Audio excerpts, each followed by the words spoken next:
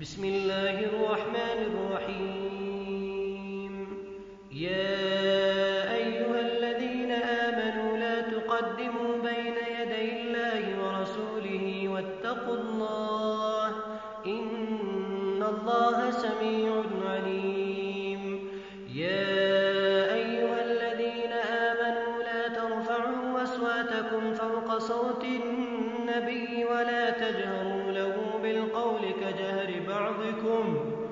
بالقول كجهر بعضكم لبعض أن تحبط أعمالكم وأنتم لا تشعرون. إن الذين يغضون أصواتهم عند رسول الله أولئك الذين امتحن الله قلوبهم للتقوى لهم مغفرة وأجر عظيم. إن الذين ينادونك من وراء الحجرات أكثرهم لا يعقلون.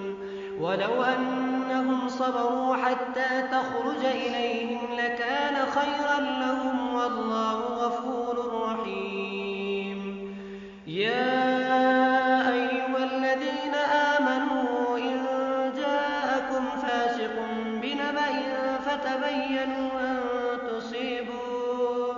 فتبينوا أن تصيبوا قوما بجهالة فتصبحوا على ما فعلتم نادمين.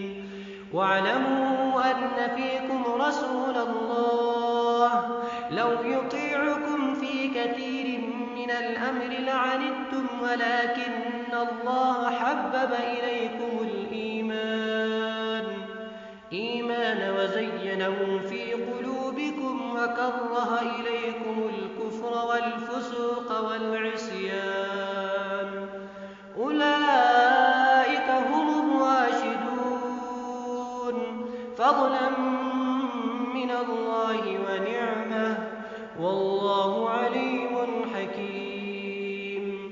وإن طائفتان من المؤمنين اقتتلوا فأصلحوا بينهما فإن بغت إحداهما على الأخرى فقاتلوا التي تبغي حتى تفيء إلى أمر الله فإن فاءت فأصلحوا بينهما بالعدل وأقسطوا إن الله يحب